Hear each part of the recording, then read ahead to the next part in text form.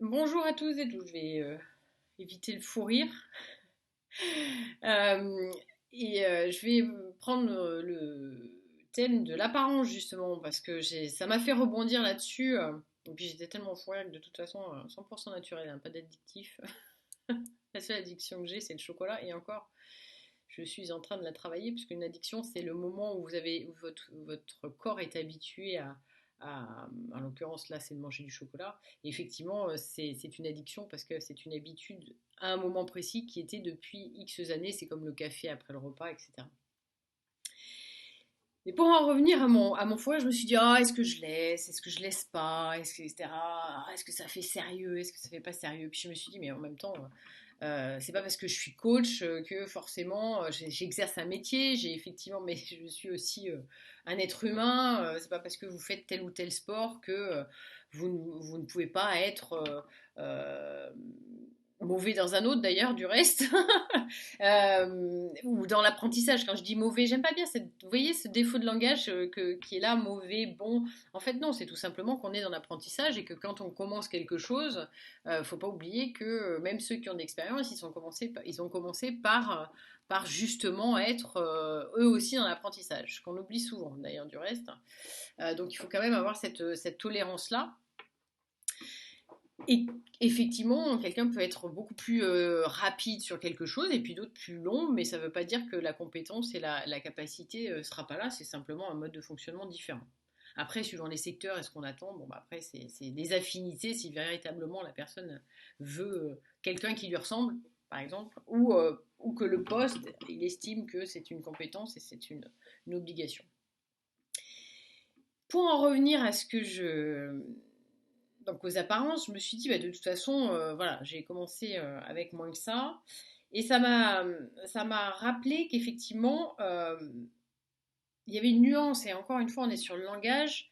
Quand on parle de non-jugement, d'ailleurs, entre parenthèses, c'est plutôt sans présupposition et sans préjugés. Ce qui fait que quand on observe de l'extérieur, on va voir effectivement un comportement. Donc attention que ça ne soit pas une réaction, hein, et que ça soit quelque chose d'il y a 5 minutes ou d'autant plus si c'est sur de la longueur. Hein, donc justement, faites attention à ce que vous allez justement interpréter. Et c'est une grande différence que d'observer et d'aller chercher l'information, mais pas pour valider sa présupposition ou son interprétation, mais pour valider enfin valider, c'est-à-dire d'aller chercher l'information pour que la personne vous donne sa version parce que c'est elle qui vit, c'est dans ce sens-là qu'on entend le fait d'aller chercher l'information. Hein. D'autant plus que, alors moi ça m'a toujours surprise justement de la réponse, mais j'étais presque en curiosité et en attente de ça moi en fait, de voir, parce que j'attends rien de particulier, si ce n'est que la personne s'exprime. Vous voyez ce que je veux dire? Pas dire oh génial, voilà.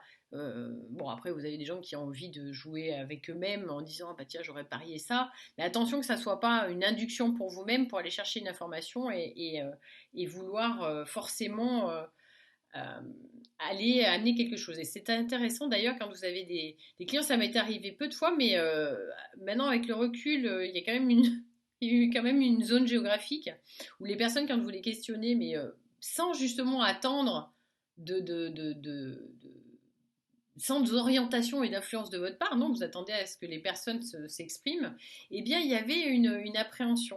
Donc ça, c'est une indication, et c'est là-dessus qu'il va falloir travailler avec le client.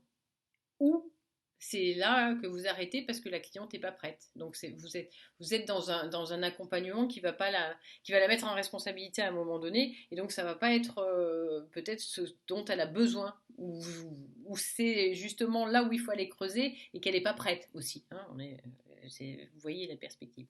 Et pour en revenir justement aux apparences, c'est que justement ce qu'on va voir de l'extérieur, on ne sait pas. On ne sait pas, et ça m'a rappelé une anecdote où justement il y avait deux personnes qui semblaient extrêmement confiantes dans leur façon de s'exprimer dans la situation.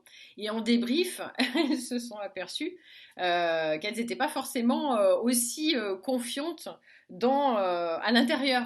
Donc on peut effectivement, parce que face à une situation, d'abord il y a des réflexes, soit parce qu'on a l'habitude de le faire, parce qu'on a eu l'habitude d'être dans une situation comme ça, à présenter ce qu'on fait, etc. C'est là où on fait un parallèle avec le sportif qui va justement répéter son geste, donc du coup ça va devenir un automatisme, sauf que là, on est sur de l'humain quand même. Hein, on n'est pas sur un geste technique, même si c'est une technique de parler et de s'exprimer. Il ne reste pas moins que nous sommes dans un facteur humain et que d'ailleurs le sportif aussi. Hein. Et voilà. Mais en tout cas, il va y avoir cette répétition qui fait que d'un seul coup, on va reprendre nos habitudes et ça va prendre le pas. Donc, on va effectivement faire face à des situations et on va quelque part, entre guillemets, donner le change. Mais vous voyez, il y a une différence entre, encore une fois, là, c'est l'intention.